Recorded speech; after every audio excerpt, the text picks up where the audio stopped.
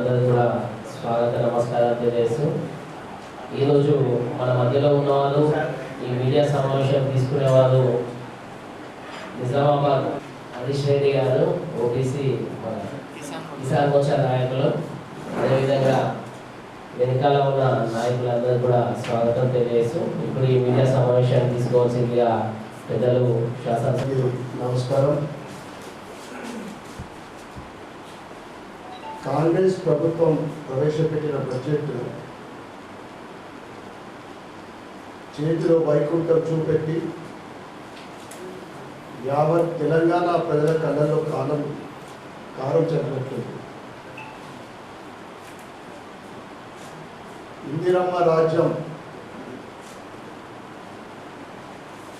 ఇందిరమ్మ రాజ్య స్థాపన అని చెప్పి యావత్ ప్రజలకు నయవంచన చేసి ఈ బడ్జెట్లో తెలంగాణ ప్రజలకు గొప్పలు చెప్పుడు తప్ప చేసింది ఏమీ లేదని నేను మీడియా మిత్రులకు తెలియజేస్తా ఉన్నాను. మాటికి బడ్జెట్ ప్రసంగంలో చదివేటప్పుడు ఇందిరమ్మ రాజ్యం అని చెప్తూనే ఉంటున్నాను. మరి ఇందిరమ్మ రాజ్యం అంటే 1975లో ఆమె ఎమర్జెన్సీ మరి తెలంగాణలో తీసుకొస్తారా ఇది? ఎందుకంటే గత బీఆర్ఎస్ ప్రభుత్వము పూర్తిగా ఆర్థిక పరిస్థితి దివాలా తీసింది. మరి వీళ్ళేమో పెద్ద హామీలు ఇచ్చి ఆర్థిక సంక్షోభం ఆల్రెడీ ఉన్నది. మరి వీళ్ళు ఇంకా ఆర్థిక సంక్షోభాన్ని సృష్టించి తెలంగాణలో తప్పకుండా ఎమర్జెన్సీ పరిస్థితులు తీసుకొచ్చే విధంగా కనిపిస్తూ ఉంది. ఒకవైపు లా అండ్ ఆర్డర్ కంట్రోల్లో లేదు. లా అండ్ ఆర్డర్ అంటే ఎంత ఫెయిల్యూర్ అంటే ఈ ప్రభుత్వము ఒకవైపు మర్డర్లు, దొంగతనాలు, మహిళల పైన రేపులు, అరాచకాలు, ఆడబిడ్డల పైన అత్యాచారాలు,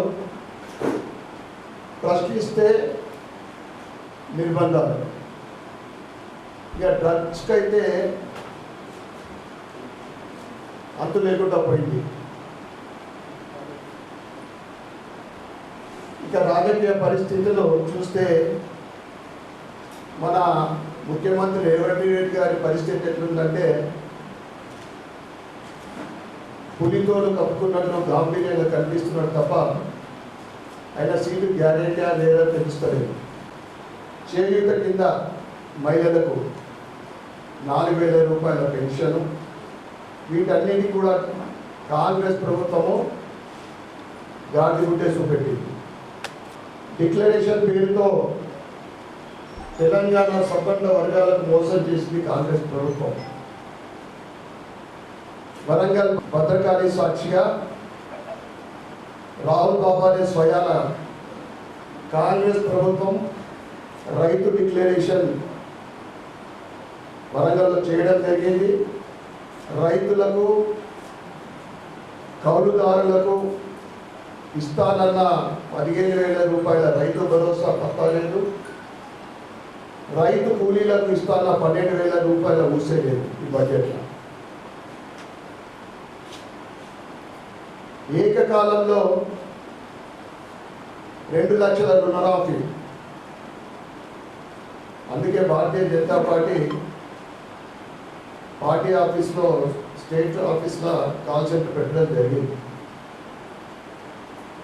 మా ప్రభుత్వం ఏర్పడితే డిసెంబర్ 9న సోనియమ్మ జన్మదినాన్ని ఏకకాలంలో ఎటువంటి షరతులు లేకుండా 2 లక్షల రుణమాఫీ అని చెప్పి అనేక షరతులు విధిస్తూ వైట్ రేషన్ కార్డ్ అని, ఫ్యామిలీ సర్టిఫికెట్ అని, ఈ విధంగా వీలైనంత కోతలు విధిస్తూ ఉంది ఈ రైతు రుణమాఫీలో. డిసెంబర్ 9 అనుకుంటే అన్నీ కూడా 100 రోజులు అన్నారు. ఆ 100 రోజులు అయిపోయారు. ₹1,00,000 రుణమాఫీ ముందు అనేక మంది రైతులు ఫోన్ల ద్వారా వాళ్ళ ఆవేదన తెలియజేస్తూ ఉన్నారు. మాకు రుణమాఫీ కాలేదు అంటే కాంగ్రెస్ ఎన్ని ఆంక్షలు పెట్టిందంటే వీలైనంత కటాఫ్ చేయాలి. ఆ తర్వాత 1.5 lakhs మనం 3 రోజుల క్రితం ఈ రెండు కలిపితే 12,000 కోట్లు అయింది.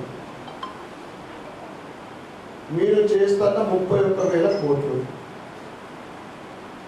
2 లక్షల రుణమాఫీ 15th ఆగస్టు లోపల 31,000 రూపాయలు మీరైతే అనౌన్స్ చేసిండ్రో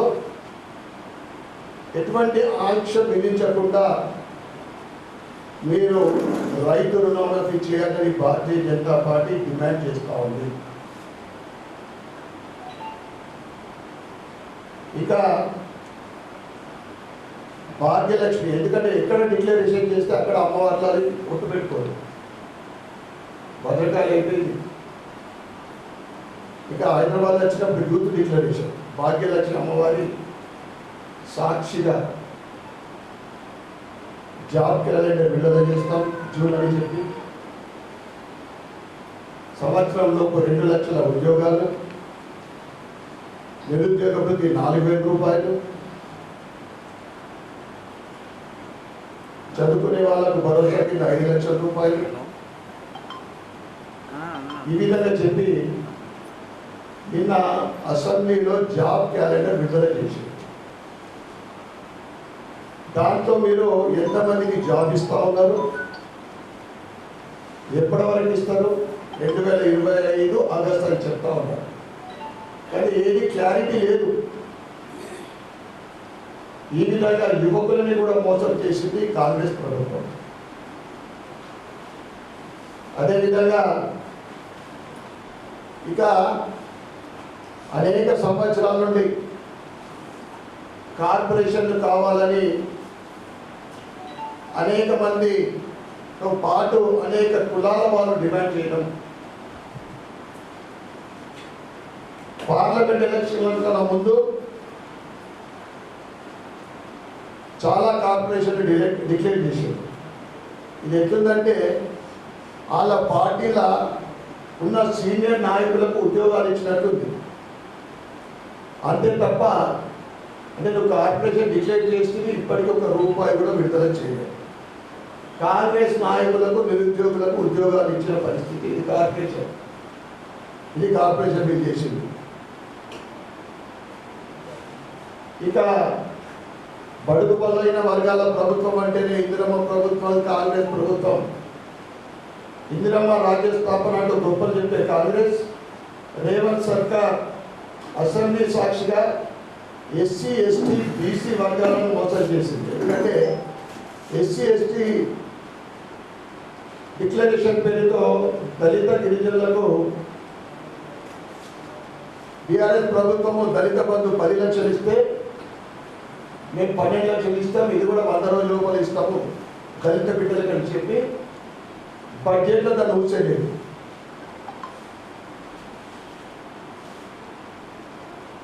తెలంగాణలో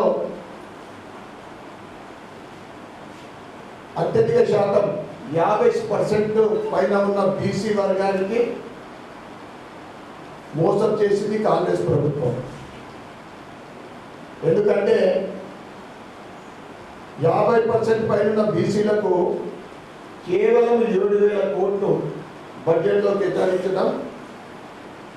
మేము అసెంబ్లీలో కూడా మా నిరసన తెలియజేసినాం, దానికి ప్రశ్నించినాం.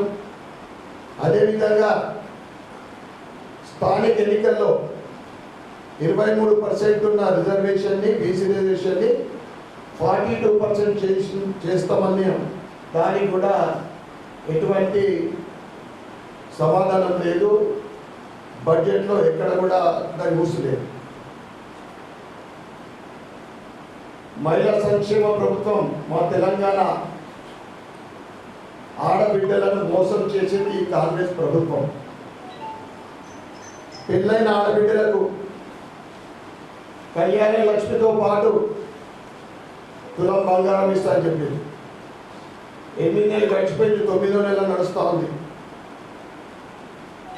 తులం బంగారంది పత్తా లేదు. మా కేంద్ర ప్రభుత్వము మొన్న బడ్జెట్లో 6% డ్యూటీ తక్కువ చేసింది, బంగారం రేటు తగ్గింది.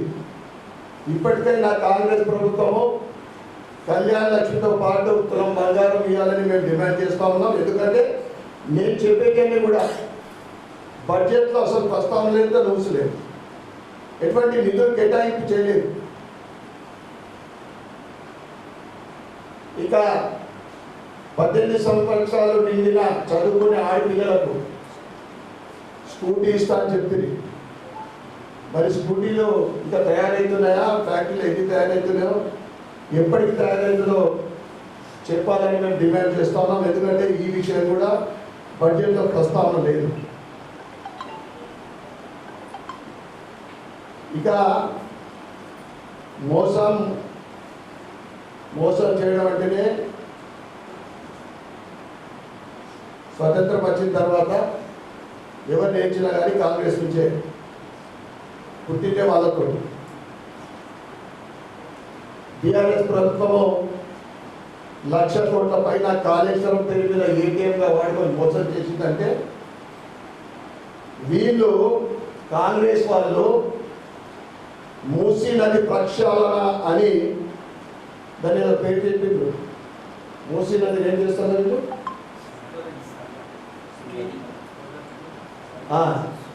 1.5 lakh crores ప్రజాధనాన్ని దోచుకునడానికి ఇదొక మూసీ అనేది అడ్డం పెట్టుకొని ప్రజాధనాన్ని దోచుకోవడానికి ప్లాన్ చేసిందని నేను చెప్తా ఉన్నాను. అదేవిధంగా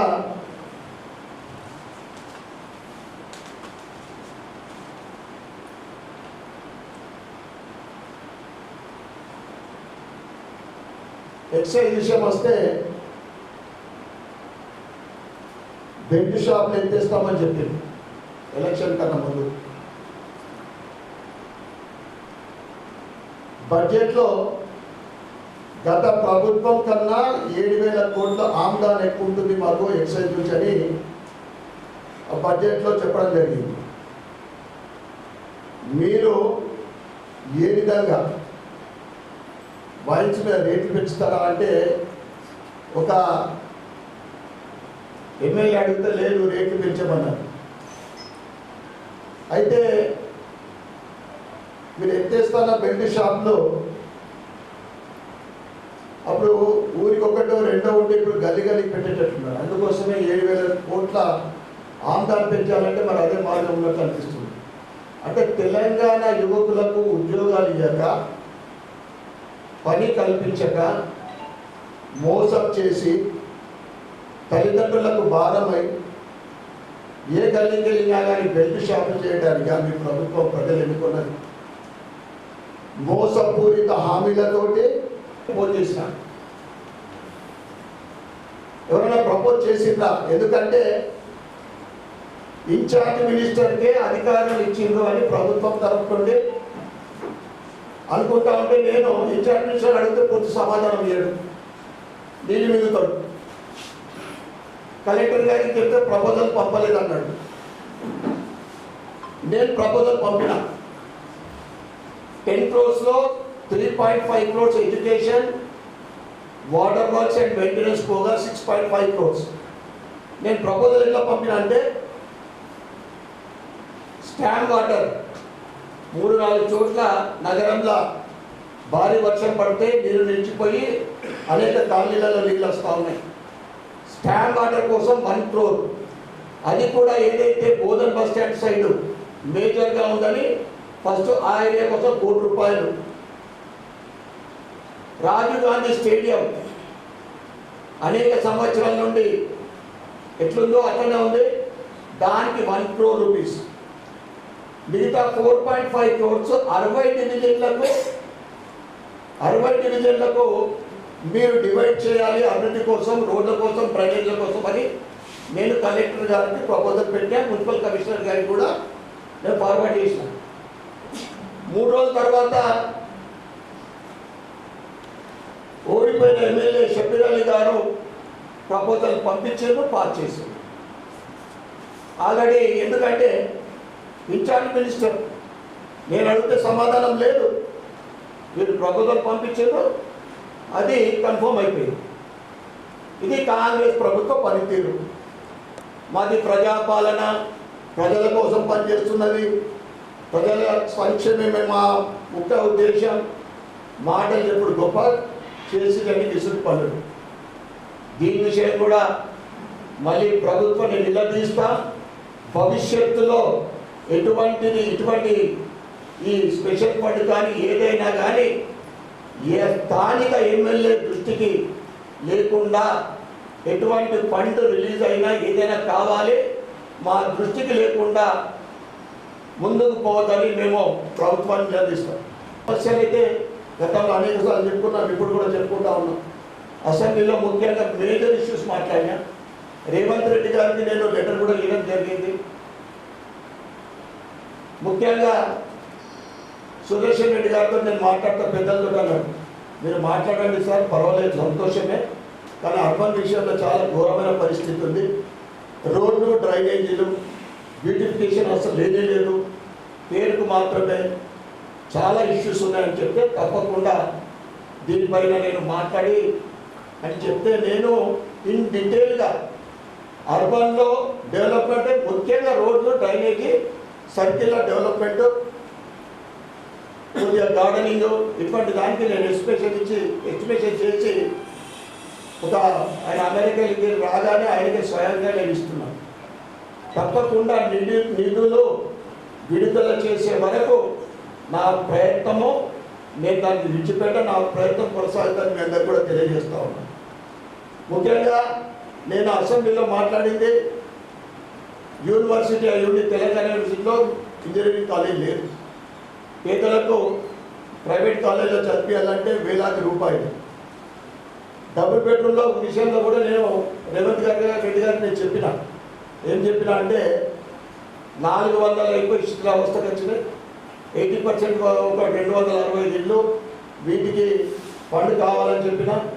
ఐటీఎఫ్ గురించి కూడా మాట్లాడినా, 40 కోట్లతో కట్టిన ఈ ఐటీఎఫ్ ఎటువంటి శ్రీధర్ బాబు గారికి లెటర్ ఇచ్చిన నేను ఐటీ మినిస్టర్ గారికి, ఎటువంటి అభివృద్ధి లేదు.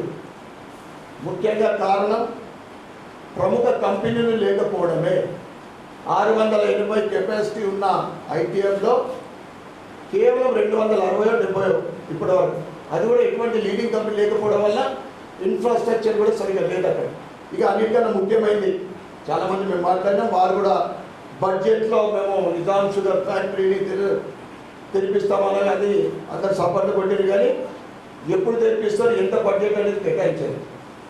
మీరు ముత్యంపేట షుగర్ ఫ్యాక్టరీ కానీ నిజాం షుగర్ ఫ్యాక్టరీ ఈ ప్రభుత్వాన్ని తెరిపించాలా, మీరు బడ్జెట్ కేటాయించాలని మేము చెప్పడం జరిగింది అక్కడ. ఇక గృహజ్యోతి విషయంలో అయితే మహాలక్ష్మి స్కీమ్, ఉచితంగా బస్సులు తిరుగుతున్నాయి, కార్పొరేషన్ అయితే మొత్తుకుంటుంది, రూపాయి ఇస్తలేదు ప్రభుత్వం అని. మరి అది ప్రభుత్వం ఏం చేస్తుందో, ఎప్పుడు ఇస్తుందో, కానీ 200 యూనిట్లు అయితే చాలా ప్రాబ్లం ఉంది బస్. ఎందుకంటే 200 యూనిట్ మీరు కట్టదని చెప్పి మళ్ళీ 3 నెలల తర్వాత వేల రూపాయలు బిల్ వస్తూ ఉంది. ఇది గృహజ్యోతి పరిస్థితి. ఇది బడ్జెట్ ఓవరాల్గా చెప్తే ప్రజలకు మోసం చేసి, కళ్ళల్లో కారం కొట్టి, అరచేతుల స్వర్గం చూపించినటువంటి ఇది. వాళ్ళు ఇచ్చిన గ్యారెంటీలకు ఎక్కడ నిధులు కేటాయించలేదు.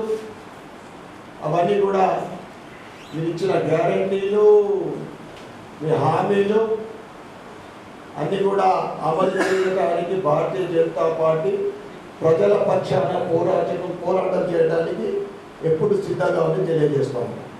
రాష్ట్రంలో భారతీయ జనతా పార్టీ ఎదుగుదలని చూడలేక మొన్నటి పార్లమెంట్లో 8 సీట్లు గెలవడం, భవిష్యత్తులో భారతీయ జనతా పార్టీ 2028లో ప్రభుత్వం ఏర్పడుతుంది, ఖచ్చితంగా ప్రజలు ఎక్కడికెక్కడ చెప్పుకుంటున్నారని అసెంబ్లీలో ఏకపక్షాన నిర్ణయం తీసుకొని వాళ్ళు దాని డిసిషన్ తీసుకున్నారు. మేము దానికి ఎండగట్టిన కాంగ్రెస్కు వాళ్ళకు గత 10 సంవత్సరాల్లో 9 లక్షల కోట్ల అభివృద్ధి. ఇప్పుడు ట్రిపుల్ ఆర్ రింగ్ రోడ్డుకు 300 కోట్లు, రైల్వేస్ కానీ రోడ్స్ కానీ భారతీయ జనతా పార్టీ నినాదం. ఏ రాష్ట్రంలో ఏ రాజకీయ పార్టీ ఉన్నా కానీ సరి సమానంగా ఉజ్వల యోజన గ్యాస్ సిలిండర్లు కానీ, ఈ ముద్రా లోన్లు కానీ, ఆవాస్ యోజన కింద ఇల్లు కానీ, రాజకీయ పార్టీలకు అతీతంగా 2047 వరకు భారతదేశాన్ని విశ్వగురువుగా చేయడానికి ఆర్నిషలు పాటుపడుతున్న నరేంద్ర మోడీ గారి గురించి మాట్లాడే హక్కు వీళ్ళకు లేదని నేను తెలియజేస్తా ఉన్నా.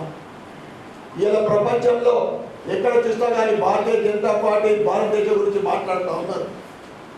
ఇలా నరేంద్ర మోడీ గారి పరిపాలన గురించి ప్రపంచ దేశ నాయకులు పొగుడుతూ ఉంటే వీళ్లకు తట్టుకోలేక 10 సంవత్సరాల ప్రతిపక్ష హోదా లేకుండా 10 సంవత్సరాల తర్వాత 100 సీట్లు గెలవలేని ఈ కాంగ్రెస్ భారతీయ జనతా పార్టీ గురించి మాట్లాడుతూ ఉంది. ఈరోజు 99 సీట్లు వస్తేనే కాలం నిర్ణయిస్తూ ఉన్నారు. 542 సీట్ల 42లో మీకు 99, మీరేదో 199 అనుకుంటున్నారు. హిందువుల మీద మొట్టమొదటి లోక్సభ సమావేశంలో హిందువుల మీద ఎట్లా ఏ విధంగా విషపూరితమైన మాటలు మాట్లాడారో మనం అందరం చూసినాం. ఇది కాంగ్రెస్ నీతి, నిజమైన నిజ స్వరూపం అన్నమాట. ఇది కాంగ్రెస్ ఇవాళ కేంద్ర ప్రభుత్వము నిధులు విడుదల చేయకుంటే రాష్ట్ర ప్రభుత్వం ఒక్కరోజు కూడా ప్రభుత్వం నడపలేదు. ఇది పక్కా పోతున్నారు. కేంద్రంలో ఉన్నది భారతీయ జనతా పార్టీ ప్రభుత్వము. తప్పకుండా కేంద్రం నుంచి నిధులు తీసుకొస్తాం. అనేక రకాలైన స్కీమ్లకు కేంద్ర ప్రభుత్వం సహకారం చేస్తుంది. ఇలా రూరల్లో కానీ, అర్బన్లో కానీ, కార్పొరేషన్లో కానీ. నిజామాబాద్ మళ్ళీ ఒకసారి చెప్తా ఉన్నా, రాష్ట్రంలో 2 కేంద్ర మంత్రులు ఉన్నారు. వారి సహకారంతో నిజామాబాద్ ఇందూరు పట్టణానికి స్మార్ట్ సిటీగా తీసుకురావడమే నా ధ్యేయము. స్మార్ట్ సిటీ తీసుకొస్తే మీకు మేజర్గా ప్రాబ్లమ్ సాల్వ్ అవుతుంది. 1 సంవత్సరం లోపు నెక్స్ట్ ఇయర్ తప్పకుండా బడ్జెట్లో స్మార్ట్ సిటీ కోసం మా ప్రయత్నం చేస్తాం. తీసుకొచ్చిన ఈ 10 కోట్లని చక్కెర కొడతా ఉంది. 5 ఏళ్ళ నుంచి చక్కెర కొడుతుంది. ప్రజలతో ఎన్నుకోబడ్డ ఎమ్మెల్యేలు ప్రజల సమస్యలు చెప్పుకుంటారు, ఓడిపోయిన కోల్పోరు. ఈ స్పెషల్ ఫండ్ రికవరీ గురించి అసలు మాట్లాడలేదు.